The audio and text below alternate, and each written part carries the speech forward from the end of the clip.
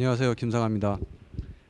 앞서서 강진강 원장님께서 우리 농협혁명부터 해서 산업혁명 그리고 이제 인공지능 AI 혁명까지 이제 인류의 역사를 쫙 훑어주셨어요. 그래서 굉장히 지금 우리가 머리가 굉장히 광활한 우주로 지금 아마 나가 있지 않을까 싶은데 저는 이제 이야기를 조금 축소해 보고자 합니다.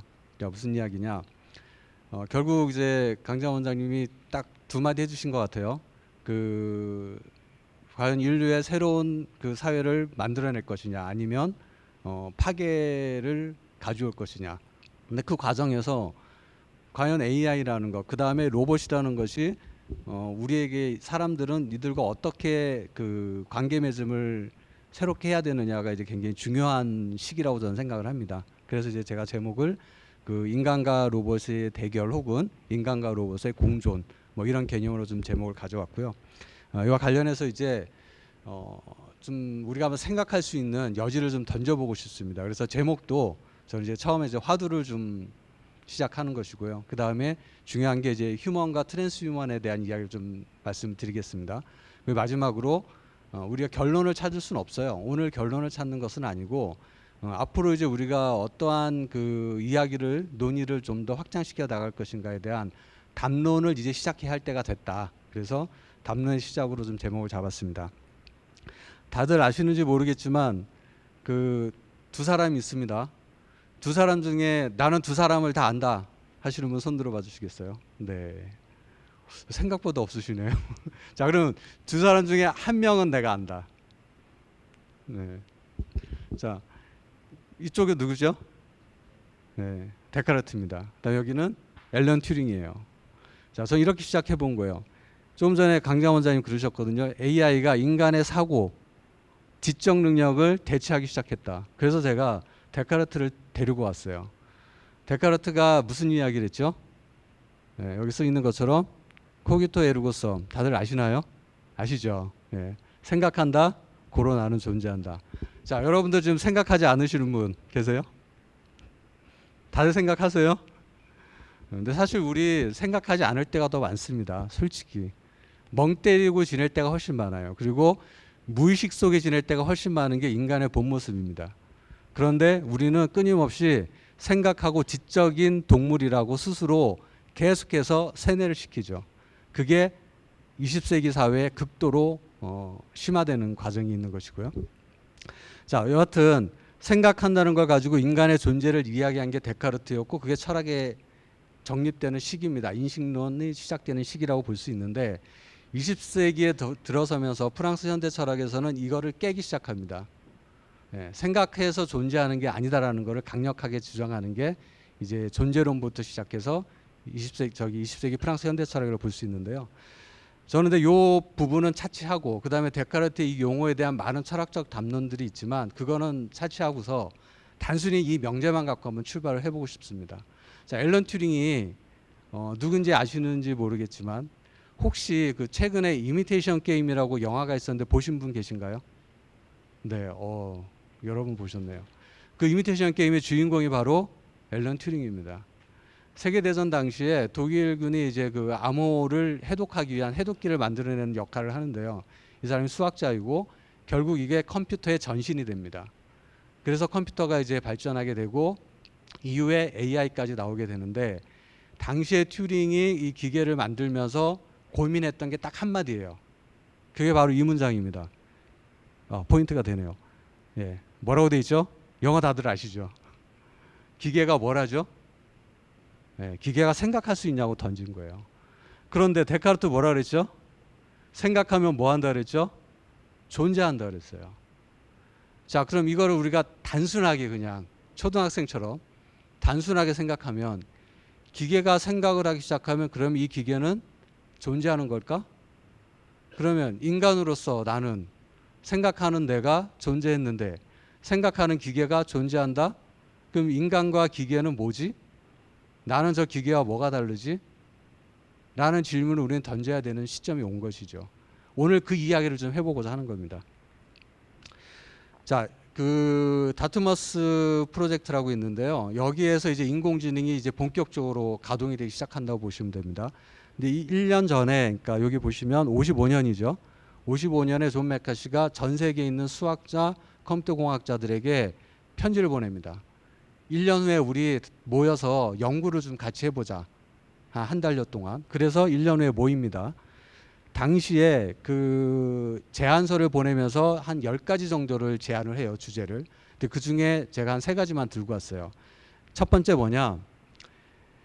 기계, 그러니까 우리 그 메모리라고 그러죠. 우리 핸드폰도 우리가 메모리 용량 많이 얘기하잖아요. 그런 기계 성능, 메모리 용량의 문제가 아니라 프로그램의 문제 때문에 기계가 인간처럼 생각을 못하는 거 아니냐라는 질문을 던지는 겁니다.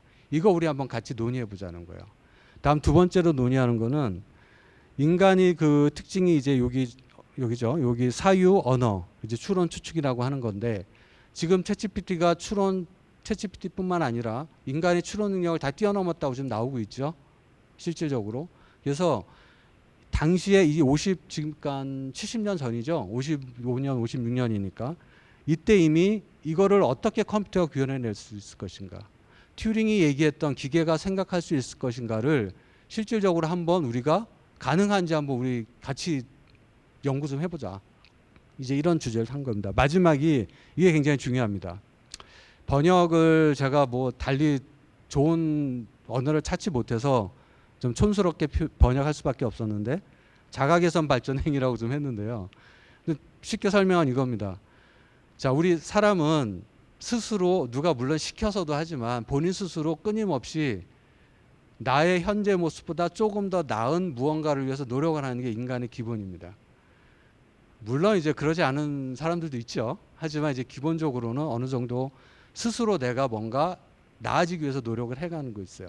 그걸 자가개선 발전이라는 개념으로 조금 이해해 주시면 되고 기계가 과연 그걸 할 수 있겠냐라는 거예요. 자, 기계 우리가 알고 있지만 인공지능이 생성형 AI라는 것이 나오기 전에는 전문가 시스템이라고 해서 프로그래밍 된 거에 의해서만 답을 도출해냅니다. 따라서 스스로 생각하고 자기가 뭘 도출해내지 못했어요. 근데 지금은 그걸 하고 있다는 거예요. 사람처럼. 이게 뭐냐? 스스로 자기가 자기를 역량을 업그레이드 시키고 있다는 거죠. 자, 이것은 인간만이 가지고 있는 고유한 역량이라고 생각했던 건데 이것을 AI가 할 수 있겠냐라고 하면서 기계가 할 수 있겠냐라고 하면서 연구 주제를 던진 게 70년 전이었던 겁니다. 그때부터 인공지능 개발을 한 사람들은 인간과 유사한 인간을 뛰어넘는 기계를 만드는 게 이들의 목표였어요. 근데 그걸 계속 실패하는 겁니다. 그래서 우리가 뭐 몇 번에 한 2번 혹은 3번의 암흑기 겨울이 있었다 이런 얘기를 하는 겁니다. 그리고 지금 현재까지 온 거죠. 자, 실질적으로 그 과정 속에서 인간의 능력을 뛰어넘는 사례들이 많이 있습니다. 여기 이제 IBM이 이제 딥블루라는 이제 체스 컴퓨터를 만들었고 인간을 다 이겼는데 당시가 96년, 97년입니다. 자, 그리고 이세돌은 다들 아시죠? 96년에 이제 2016년이죠. 이세돌이 졌고 한국 사회는 이때 인공지능에 대해서 급격하게 관심이 쏠리기 시작합니다. 그래서 한국 사람들이 인공지능을 이때부터 알기 시작해요. 모든 언론이 도배를 했고 방송이 다 난리였으니까요. 그래서 당시에 모든 학회며 뭐 학교 연구자들이며 인공지능과 관련된 연구들이 막 쏟아져 나오기 시작합니다. 인문학 쪽에서. 물론 저희가 아는 이 경제학회도 당시에 인공지능 주제로 또 경제학에서 학술대회를 했었어요. 그 당시에도. 자, 이렇게 엄청나게 이제 그 영향을 미쳤던 게 이제 당시 상황들이었고 그럼에도 이들은 무엇이냐면 특정 분야에 대해서만 인간의 능력을 뛰어넘는 것들이었어요. 그러니까 모든 분야를 다 섭렵하는 것이 아니라 바둑이면 바둑, 체스면 체스, 다음에 퀴즈 AI도 있었어요. 그래서 퀴즈 전 세계 이제 그 제오파디라는 퀴즈 쇼가 있는데 거기에 나와서 이 세계 퀴즈 그 대표를 또 이깁니다. AI가. 자, 그런데 그 이후에 생성형 AI라는 것이 나오면서부터는 인간의 모든 영역으로 확장되기 시작하는 거죠. 그래서 다들 아시겠지만 챗GPT가 그 이제 포문을 연 거고요. 챗GPT는 사실은 이 GPT라는 거는 그 생성형 인공지능의 대표하는 용어입니다. 그런데 오픈 AI가 챗이라는 단어를 앞에 붙여서 자신들만의 브랜드로 만들어 버린 거예요. 그래서 지금 다른 뭐 제미나이나 이런 그 다른 여러 가지 이제 이 추론 프로그램들이 GPT라는 용어를 브랜드로 못 붙이고 제미나이 이런 식으로 이름을 바꾸는 거예요. 그래서 이 GPT는 공통된 용어이고 그 핵심이 여기 있는 요 세 개입니다. 뭐 다들 아시겠지만 이 제너러티브 프리트레인드 트랜스포머인데 여기서 중요한 게 뭐냐면 요 제너러티브예요. 그 다음에 중요한 게 이 트랜스포머입니다. 이 트랜스포머라는 게 뭘 의미하냐면 그 기존의 전문가 시스템이라는 이 AI에서는 프로그래밍이 되어 있는 것에 의해서 답을 찾아냅니다. 근데 지금은 그게 아니라 얘가 스스로 추측을 해요. 다시 말해서 수많은 그 데이터를 얘가 학습을 한 다음에 어떤 질문이 들어오면 그 질문을 가지고 가장 확률이 높은 다음 답이 무엇일까를 얘가 찾아내는 거예요. 그래서 그 확률 높은 걸 던져줍니다. 똑같은 질문을 반복해서 하잖아요. 그럼 답이 계속 바뀝니다. 왜 그럴까요? 아, 내가 답을 줘서 확률이 높다고 해서 답을 줬는데 이거를 만족하지 않는구나. 그래서 똑같은 답을 안 해요. 그거를 제외하고 그 다음에 높은 확률이 무엇일까를 얘가 찾아내서 던져주는 거예요. 거의 사람이 하는 역할과 유사해지기 시작한 겁니다. 그런 변화를 이제 보시면 되고, 저는 이제 오늘 로봇 이야기를 하기 위해서 이 이야기를 꺼내는 건데요. 로봇 이야기를 하기 위해서 좀 알아야 될 게 뭐냐면 이 월드 모델이라는 겁니다. 우리가 LLM은 다들 아실 거예요. 그 이제 거대 언어 모델이라고 번역을 하는데 챗GPT 이런 추론 모델들은 언어를 통해서만 이제 진행이 돼요. 근데 월드 모델은 뭐냐면 로봇을 지금 이거 가지고 훈련시키는데요. 예를 들어서 여러분들 이렇게 뭐 지금 현재 갖고 계신 펜을 던지면 떨어지잖아요. 내가 떨어뜨리기 위해서 던졌다고 하면 상관이 없지만 이 펜이 바닥에 떨어지면 큰일 난다라는 가정하에 본의 아니게 펜을 위로 던졌어요. 자, 그러면 어떻게 할까요? 펜을 잡아야 되죠.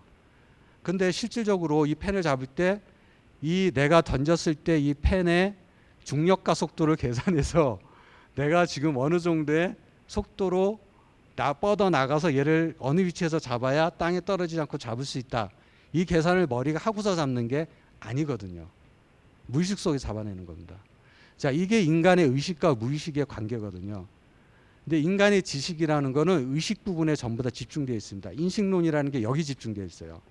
그런데 그 현상학 이후에 프랑스 현대 철학은 이 무의식 세계에 대해서 굉장히 이야기를 많이 합니다. 본능적인 거죠. 어떻게 보면 그게 바로 월드 모델이라는 겁니다. 그래서 실질적으로 로봇에게 이런 식으로 학습을 시켜요. 언어를 통해서 데이터를 학습시키는 게 아니라 이런 그 인간의 무의식적인 행동들을 학습시켜 나갑니다. 이게 지금 현재 로봇에 적용이 되고 있고 지금 이게 그럼으로 인해서 로봇이 엄청나게 빠른 속도로 지금 발전하고 있는 거고 최근 몇 년 사이에 젠슨왕도 이것 때문에 피지컬 AI가 곧 다가온다 이런 얘기를 하게 되는 겁니다. 이거는 그 스탠포드 대학에서 그 매년 발표를 해줘요. 자, 시각적 상식 추론이나 대회 수준의 수학 문제라는 거는 인간을 초월하지 못했다는 게 24년에 나온 보고서입니다. 그러면 23년 결과겠죠. 1년 후에 올해 또 보고서를 냈습니다. 자, 여기서는 대회 수준의 수학 문제가 인간을 초월해 버렸어요. 앞에서 안 된다고 했었죠. 인간의 능력의 여기 점선인데 부족함입니다.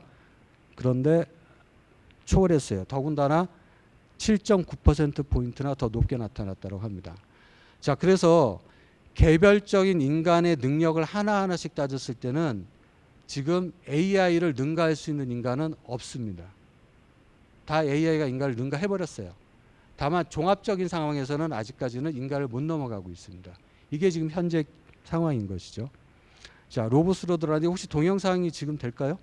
안 되던가요? 소리는 예, 괜찮습니다. 잠깐 보여주시면. 자, 로봇 이거 이미 보신 분들도 계실 텐데 이 로봇 둘이 뭘 하냐면요. 제가 안 되면 제가 말로 설명드리겠습니다. 저 왼쪽에 있는 게 그 냉장고예요. 나오나 봅니다. 여기가 냉장고입니다. 근데 이제 물건을 조금 한 1분 정도 앞으로 진행시켜 주실래요? 저 물건을 이 로봇들이 이제 분류를 하는데요. 냉장식품은 냉장고에 넣고요. 다음에 상온식품은 상온에다 옮깁니다. 자, 그런데 얘네들이 물건을 짓고서는요, 보고서 이거 냉장식품이네. 그러면 여기 냉장고 옆에 있는 이 로봇이 이 로봇에게 물건을 전달해줘요. 한 3, 40초 앞으로 좀 더 진행해주세요. 그러면 얘가 그걸 상온에다 보관하고요. 이런 식으로 물건을 주고받고 하면서 보관을 하게 됩니다.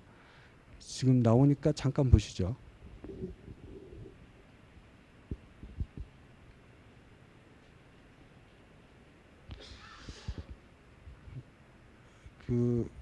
제가 이거 유튜브에서 보실 수 있으니까 이게 다 보면 시간이 좀 많이 걸려요. 지금 옆에 옮겨주죠. 상온이니까 자기가 냉장고 옆에 있는데 냉장고에 안 넣고 옆에 로봇에게 주는 겁니다. 자, 이건 뭘 이야기하냐면 이게 지금 프로그램이 입력돼서 이 상품의 그 QR이나 바코드를 얘가 인식해가지고 이건 원래 상온이니까 이걸 넘겨라고 전문가 시스템처럼 얘한테 입력시켜줘서 한 게 아니에요. 그냥 물 보고 판단하는 거예요. 그리고 이거는 옆에 있는 로봇에게 줘서 보관시켜야 되겠구나 이렇게 하는 거거든요. 자, 지금 여기까지 발전하고 있다는 겁니다. 이거 이제 그만 보시고 다음 보겠습니다. 처음에 인공지능 나오면서 끊임없이 나왔던 게 괜찮아. 예술 분야만큼은 창작의 영역이니까 안전해. 아무리 AI가 발전해도 여긴 침범하지 못하고 인간의 고유 영역이야 라고 얘기했습니다. 그런데 이미 2019년부터 얘가 아이다라는 로봇인데요. 화가예요, 화가. 이 화가 로봇이 그린 그림이 초상화입니다. 이 초상화 중에 한 명이 누구인지 아세요? AI 갓이라고 이 전시의 제목을 붙였죠. 이게 유엔에서 전시한 거고요. 소더비에서 100만 달러의 작품이 팔리기도 했습니다. 자, 이거 동영상이 있어요.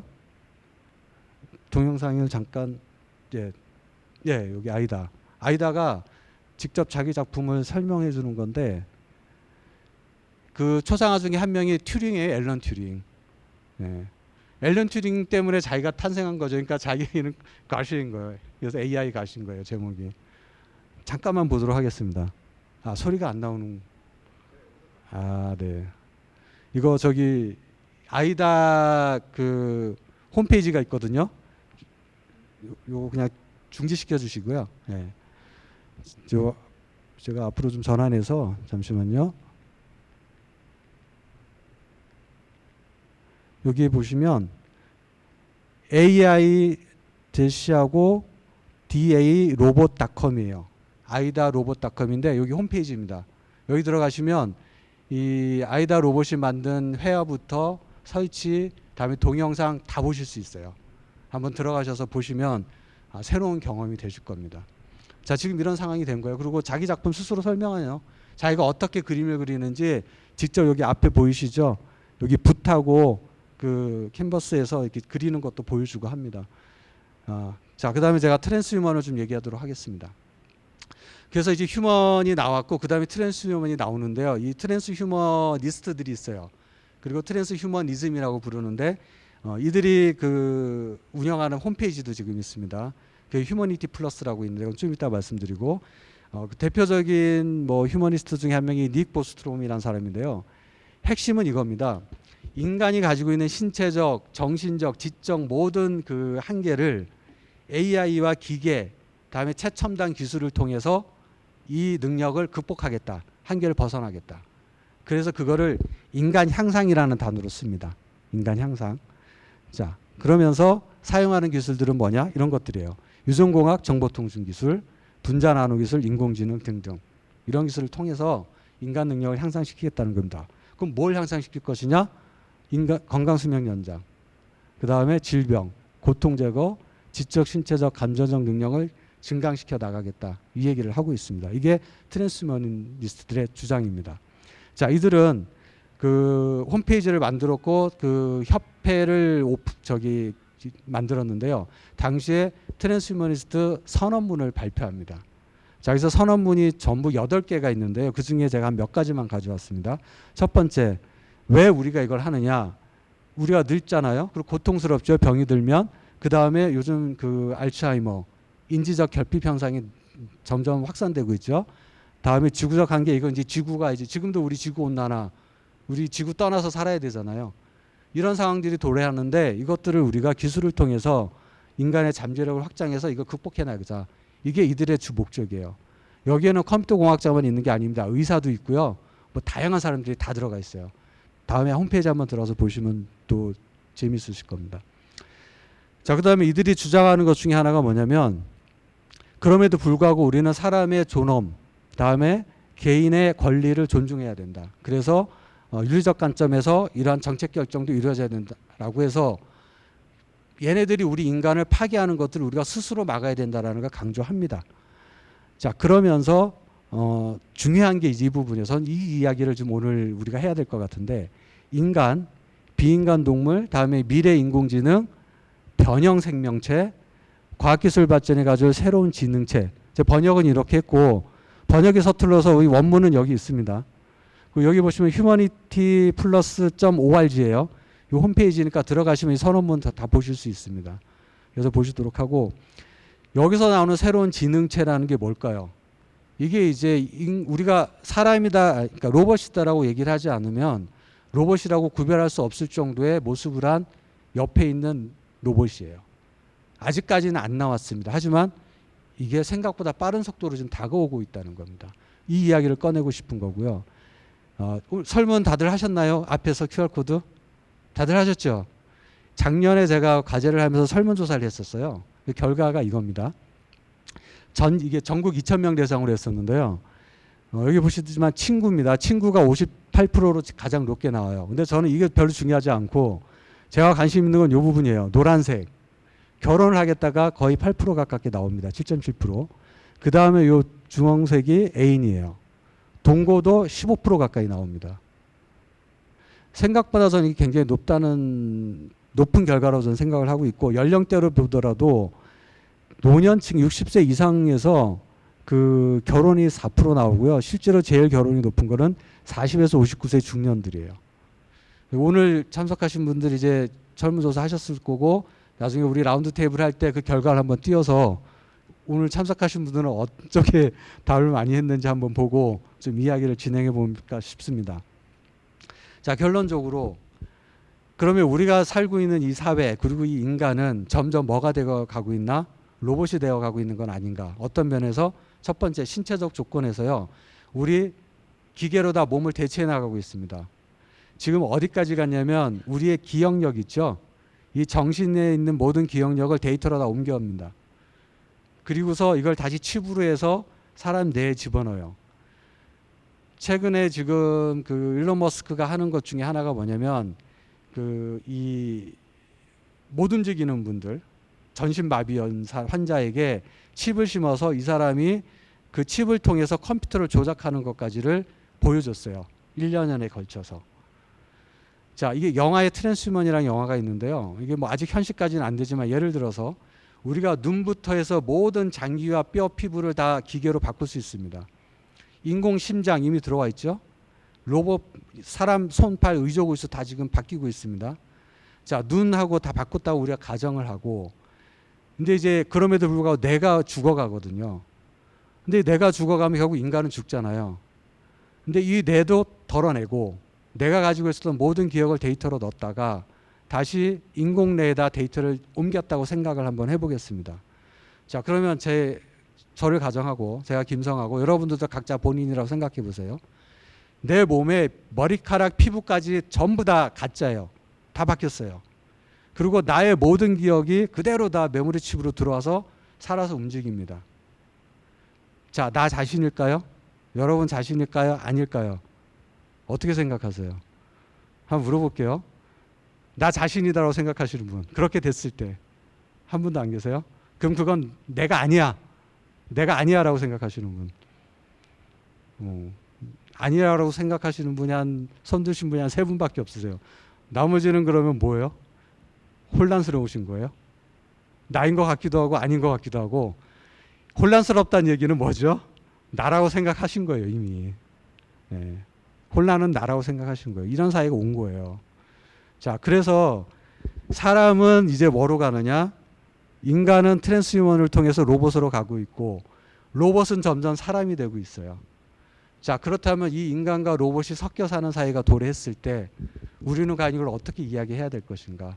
그걸 우리는 포스트 소사이어티, 포스트 휴먼은 다시 또 포스트 휴머니즘이라는 또 다른 용어가 있고 거기에 관련된 비판적 포스트 휴머니즘이라는 이야기가 또 담론이 있어서 제가 그 이야기는 여기다 가져오질 않았습니다. 그래서 어쨌든 우리는 이제 포스트 휴먼, 이 포스트 소사이어티에 대해서 이제부터 우리는 이야기를 시작해야 된다. 그러지 않으면 어떤 사회가 도래할지 모릅니다. 자, 그래서 이러한 담론을 시작하자라고 말씀을 드리면서 오늘 발표를 마치도록 하겠습니다. 감사합니다.